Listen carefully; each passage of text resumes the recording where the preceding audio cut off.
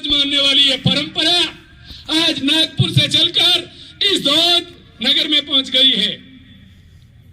मैं दुनिया को दृश्य भी आपको दिखाना चाहूंगा, क्योंकि लोग कहते हैं ये वास्तव में दुनिया में दृश्य कैसा है, तो दुनिया में 4 प्रकार की विचारधाराओं का संघर्ष है।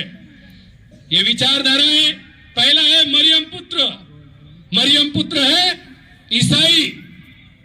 दूसरे हैं मोहम्मद पुत्र। मोहम्मद पुत्र यानी मुस्लिम। तीसरे हैं मैकाले पुत्र, जो भारत में पर्याप्त प्रजाति में है, जिनकी चमड़ी भारतीय है लेकिन आत्मा अंग्रेजों के अधीन दिखाई देती है। लॉर्ड मैकाले ने कहा हुआ 1935 का वो दृष्टांत अवसर मिले तो पढ़िएगा, जिसमें उसने कहा मैं पूरा भारत घूम कर आया हूं, भारत को कोई लंबे समय अपने कब्जे में नहीं रख सकता, भारत को समाप्त करना है तो यहाँ की संस्कृति और शिक्षा को समाप्त करना पड़ेगा। वो मैकाले पुत्र। और चौथे हैं मार्क्स पुत्र, जिनको कम्युनिस्ट कहते हैं।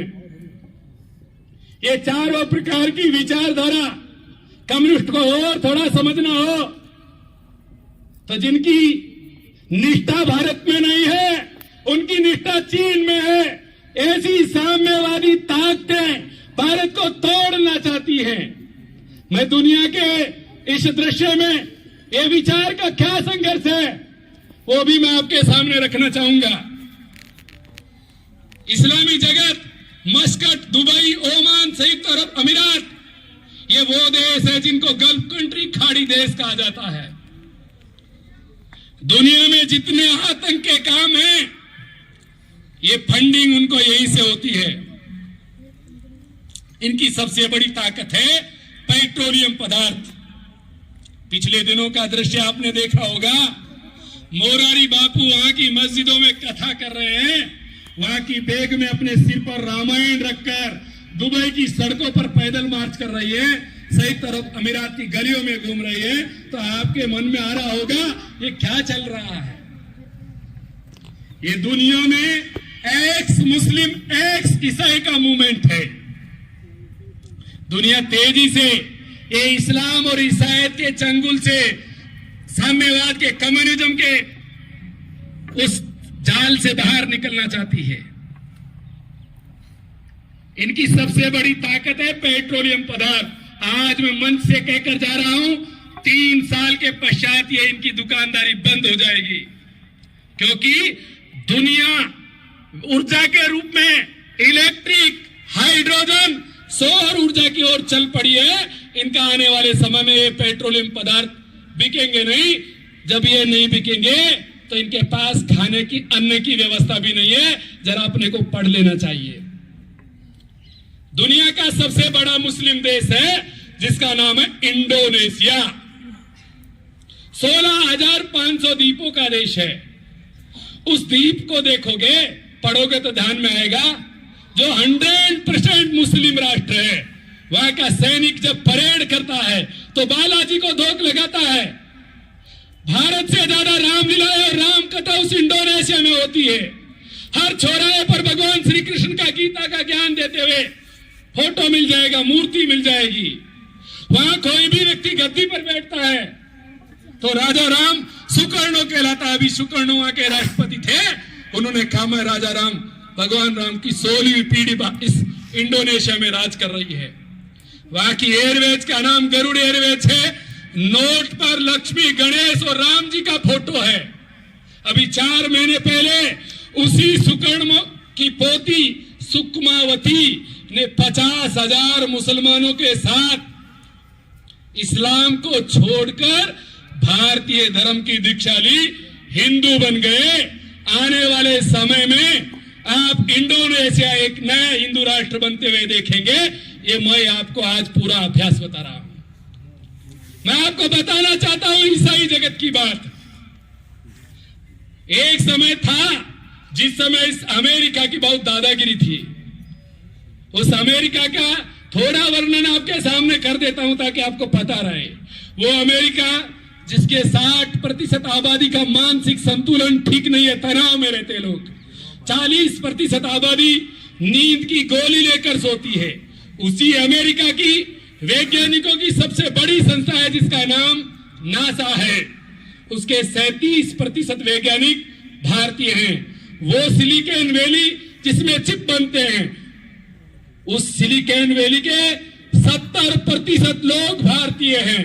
माइक्रोसॉफ्ट, गूगल, आईबीएम जैसी बड़ी कंपनियों के सीईओ भारतीय हैं। उस अमेरिका में 20 से अधिक कैबिनेट मंत्री भारतीय हैं। वहां की उपराष्ट्रपति कमला हैरिस है।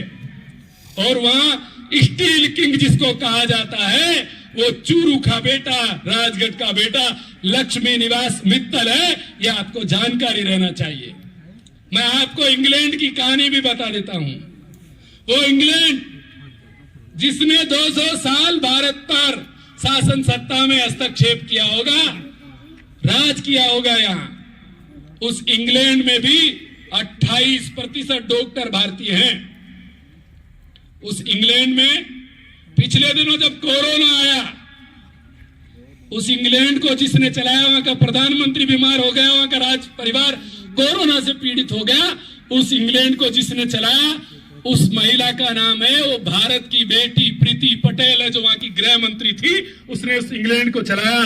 और ताजा अभी दीपावली को आप शुभ समाचार मिला है, वहां प्रधानमंत्री है भारत का बेटा ऋषि सुनक। वो ईस्ट इंडिया कंपनी जिसने भारत पर 200 साल राज किया, उसको भी भारत के एक उद्योगपति है शिव कुमार, उसने खरीद लिया है। मैं आपको रूस का भी दृश्य दिखाना चाहूंगा।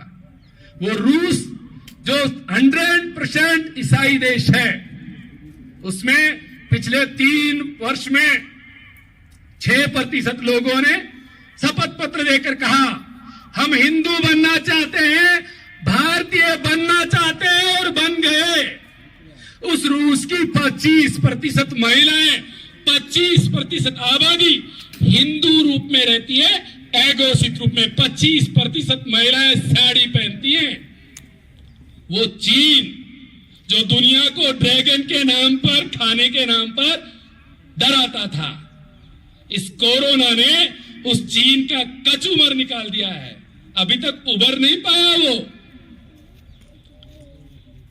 और ये जो 70 साल पहला चला वो कम्युनिज्म, कॉमरेड, साम्यवाद, ये अब दरकने लगा है। ये चंद विश्वविद्यालयों में इनकी गूंज दिखाई देती है। जब साहब का फन कुचला जाता है, अंतिम फचाट वो पहुंच से लगाता है। ये चंद विश्वविद्यालय में अरबनी नक्सली के नाम के चेहरे जो भारत तेरे टुकड़े होंगे नारे लगाते होंगे, अब ये 70 साल में समाप्ति की ओर हैं।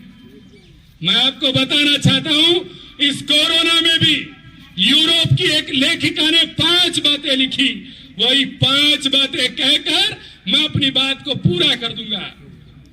ये कोरोना आया था तो यूरोप की लेखिका ने लिखा, ये कोरोना जो आया था, ये दुनिया को भारतीय बनाने आया था, हिंदू बनाने आया था। कैसे?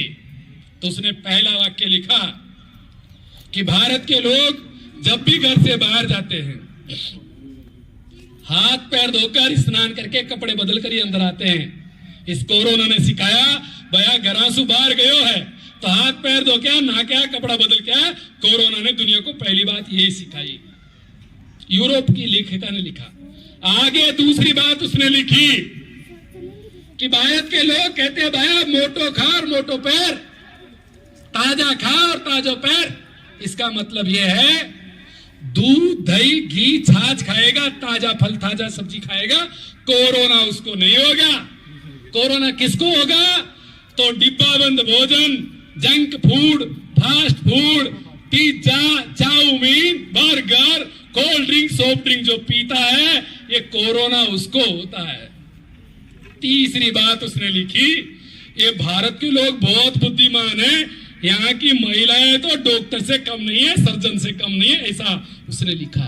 क्यों लिखा उसने? उसने लिखा, ये कोरोना आया तो दुनिया को योग सिखा गया। यहाँ के लोग पतंजलि कृत उस योग को दुनिया अनुलोम विलोम प्राणायाम कर रही है, व्यायाम योग कर रही है, दुनिया सूर्य नमस्कार लगा रही है।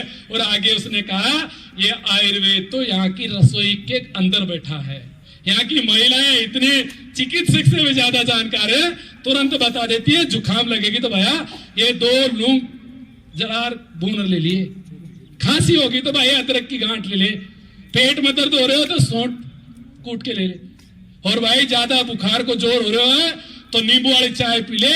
ऐसा उसने कहा। उसने लिखा ये योग और आयुर्वेद हर भारतीय के घर में आता कि रसोई तक उसकी पैठ है, ऐसा लिखा उसने। और चौथी बात उसने लिखी कि भारत के लोगों का पोटेंशियल और कैलिबर, सामर्थ्य और क्षमता दुनिया में सबसे ज्यादा है, इसका असर इनकी वैक्सीन में भी दिखता है, ऐसा उसने लिखा। उसने लिखा कि या तो दुनिया में महंगी वैक्सीन है या फेल्योर वैक्सीन है। भारत की वैक्सीन जो भारत बायोटेक है, मेड इन भारत है, वो दुनिया में सबसे सस्ती, सबसे सफल वैक्सीन है कोरोना की। और अंत में उसने लिखा कि यूरोप की क्या दुनिया की मजबूरी होगी भारतीय बनना। उसने आगे लिखा यूरोप में पहले कब्रिस्तान वो होता है जब मुर्दे व्यक्ति को दफनाते हैं, वो 1 मंजिल थे, फिर कब्रिस्तान 2 मंजिल हो गए, अब तो कब्रिस्तान में भी यूरोप के अंदर 45 दिन की वेटिंग चल रही है। मरे व्यक्ति को दफनाने के लिए भी 45 दिन इंतजार करना पड़ता है। ये भारत के लोग बहुत तेज और बुद्धिमान हैं। 15x15 के चबूतरे में इन्होंने कितने मुर्दे फूंक दिए इनको भी पता नहीं है, और जगह भी नहीं रुकी, ऐसा उसने लिखा। कोरोना में मृत व्यक्ति का निष्पादन अग्नि क्रिया था, ऐसा उसने लिखा। दुनिया की मजबूरी होगी भारतीय बनना, लेकिन जो भारत का बेटा है, जो अपने आप को हिंदू कहता है, जरा उसको भी वास्तव में वो हिंदू है क्या, ये पहचान आज करने की आवश्यकता है। आजादी के अमृत महोत्सव में 4-5 बातों का आग्रह प्रत्येक नागरिक से किया गया था। एक, जब यदि आप अपने आप को भारत का बेटा और बेटी मानते हैं तो अपना जन्मदिन अंग्रेजी दिनांक की बजाय भारतीय तिथि से मनाना प्रारंभ करिए। केक काटने की जगह लड्डू बांटना शुरू करिए, क्योंकि केक काट कर अलग करता है, इसका मतलब थेथर है और मेमर है, यह अलगाव को बताता है। लड्डू छोटी छोटी बूंदियों से मिलकर बना होता है, जो कहता है संगठित हो जाओ। और इसमें ये जो दीपक बुझाने की जगह दीपक जलाना सीखो, क्योंकि हम वंश को समाप्त करने वाले लोग नहीं, वंश को प्रकाशित करने वाले लोग हैं। और एक गुब्बारे फोड़ना और चेहरे पर ठेपना बंद करिए, क्योंकि गांव में कहते हैं आज फलाना आदमी को गुब्बारों फूट गई को मतलब बिको राम नाम सतोगो। जीवित आदमी का गुब्बारा फोड़ने की जरूरत नहीं है, फूलों और पत्तियों से घर को सजाने की जरूरत है। यदि आप अपने आप को कहते हो कि मैं भारत का बेटा हूं, बेटी हूं, भारत का प्रतिनिधि हूं, तो आज के बाद में तय करिए कि मैं अपना जन्मदिन भारतीय तिथि और भारतीय परंपराओं से मनाऊंगा। ये पहला संकल्प। दूसरा संकल्प, अपनी भाषा में, अपने रिश्ते नातों में कृपया हिंदी का और संस्कृत का उपयोग करिए। अंधी दौड़ में अंग्रेज मत बनिए। वो गली में कुत्ता बोलता है हु WHO, कौन हो उसकी बोलने की आवश्यकता नहीं है। मिस्टर और मिसेज, अंकल और आंटी से बचिए। मिस्टर और मिसेज का अर्थ शब्दकोश में क्या होता है? तो मिस्टर उसको कहते हैं जिसका अनेक महिलाओं से शारीरिक संबंध है। मिसेज उसको कहते हैं वो महिला जिसका अनेक पुरुषों से संबंध है। भारत में पुरुष को श्रीमान कहा जाता है। श्री का अर्थ है लक्ष्मी और मान, जो उसके सम्मान की रक्षा कर सके। भारत का श्रीमान बनिए, मिस्टर इंडिया बनने की आवश्यकता नहीं है। और श्रीमती क्यों कहते हैं भारत में? श्री का अर्थ है लक्ष्मी और मति यानी बुद्धि। अच्छी महिला के साथ साथ जो अपनी बुद्धि का उपयोग करती है, तब कहते हैं भैया वो तो लक्ष्मी स्वरूप है। और ये अंकल और आंटी क्या होता है? UNCLE आंकिल। हमारा गांव में आंकिल तो सांड ने की, नांदी ने की। भाई यूरोप में लिव इन रिलेशनशिप चलता है, महिला और पुरुष की शादी नहीं होती, परिवार नहीं है। भारत में शादी होती है। एक महिला पुरुष को 7 जन्म की 7 परिक्रमा अग्नि को साक्षी मानकर करनी पड़ती है। यूरोप में एक महिला पुरुष एक ही जीवन में 40 से 50 शादियां कर लेते हैं, इसलिए वो शादी की सालगिरह और बच्चों को ये तय करना पड़ता है हम किनके पाप की सजाए, इसलिए फादर डे और मदर डे मनाना पड़ता है। इसलिए वहां कॉमन सब चलता है, अंकल और आंटी। आप ताऊ जी पिताजी से बड़े को कहते हैं, काका जी पिताजी से छोटे, मामा जी माँ के भाई को और फूफा जी बुआ जी के पति को आप तय करिए अंकल क्या है। बुआ हमारी आंटी हुई, इसका मतलब तो वो चाचा जी की पत्नी है। कृपया अपने मस्तिष्क के छिद्रों को खोलने की आवश्यकता है। अपने रिश्ते नातों में भारतीय संबोधन का उपयोग करिए। ये दूसरा संकल्प है। तीसरा संकल्प, कभी अपना विश्लेषण करना। मैं बाजार में जाता हूं, स्नानघर बाथरूम में अथवा अपने दैनिक जीवन में काम आने वाली चीजें कहीं मेड इन भारत है, उसको देखकर मन में हीन भाव आता है क्या? तो कृपया अपने दैनिक जीवन में काम आने वाली चीजों को मेड इन भारत, स्वदेशी का भाव हमारे मन में चाहिए। चाहत देसी, पसंद स्वदेशी, मजबूरी में भी लेना पड़े नहीं लेंगे, उसका नाम विदेशी। हमारे देश के प्रधानमंत्री पुकार पुकार कर कह रहे लोकल फॉर वोकल, और भारत का जो हिंदू है, जो यहाँ का बेटा है, उसको पता ही नहीं है इसका मतलब क्या है। अरे यार, चीनी सामान आप खरीद कर ला रहे हो, मैं कभी कभी मजाक में भी कह देता हूँ, भाई चीनी आइटम खरीद कर रहे हो, एक आदमी की घरवाली मर गई, वो रो रहे फूट फूट रहे, तो पड़ोसी अपने आते ही हैं, तो पूछा भाई क्या बात होगी, तो बोले साहब हमारे तो घरवाली मर गई। कोई बात नहीं भाई, ये तो वह ऐ की होनी नहीं चाहिए, पर भगवान की इच्छा के सामने किसी का चलता है क्या। लेकिन एक आदमी पूछ लियो भाई कठे सासरो कठे कठा सु कर ले शादी, वो बोले चीन सु कर ले हूं। तो दूसरा आदमी बोले बावड़ा जे तू नहीं पतो है चीनी आइटम चीनी सामान इतना ही दिन चला है, तो शादी करवा की बट्टे की जरूरत थी। ये मजाक हो सकता है, लेकिन कृपया अपने उस व्यवहार का, दृष्टिकोण का विश्लेषण करिए कि मैं घर का सामान खरीदते समय अपने देश की बनी चीजों को प्राथमिकता देता हूं क्या। और चौथी बात, भारत के युवा को, भारत के नागरिक को किसी भी विदेशी को अपना आइडल मानने की जरूरत नहीं है। दुनिया में जितने योद्धा हुए होंगे, जितने सेनानी हुए होंगे, जितने महात्मा हुए होंगे, जितने विद्वान हुए होंगे, ये भारत भूमि कण कण में संकर वाली भूमि है। इसलिए अपना आदर्श वो डंपू फंपू हमी बोंदू गोलू मोलू की नहीं, राम और कृष्ण को अपना आदर्श मानने की आवश्यकता है। ये चौथा संकल्प है। और पांचवी बात कहकर मैं मेरी बात को पूरा करूंगा। यदि आप अपने आप को भारत का प्रतिनिधि मानते हैं, तो वो भारत को अपने अंदर उतारिए, उस गीता और महाभारत को, उस रामायण को पढ़िए। दुनिया जिस भारत को देखने आने वाली है, वो भारत भारत जैसा दिखना भी चाहिए। मैं आज के कर जा रहा हूं, 2025 में संघ की शताब्दी पूरी होगी।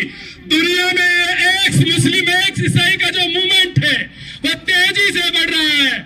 लोग आपके पास आकर कहेंगे अरे भाई साहब मैं तो 3 पैड़ी पहले हिंदू ही था, मान तो दोबारा हिंदू बना दो।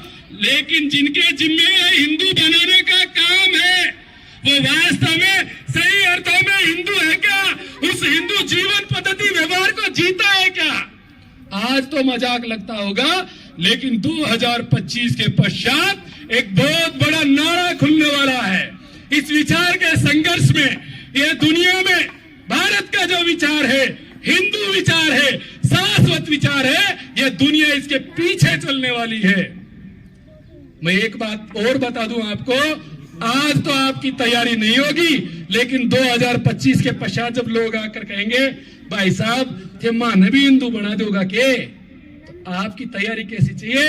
हो सकता है हमारे को ऐसे भी इंस्टीट्यूट डालने पड़े जिन पे लिखा हो या 6 महीने में हिंदू और 12 महीने में भारतीय सर्टिफाई हिंदू बनाया जाता है। आज मेरी बात का आपको अतिशयोक्ति लग रहा होगा, लेकिन 2025 के पश्चात का पूर्वाभ्यास आज मैं इस धोत की धरती पर आप सबके सामने रखकर जा रहा हूं। स्वयं सेवक जिस स्थान पर खड़ा होता है उस धरती को जीत कर खड़ा होता है।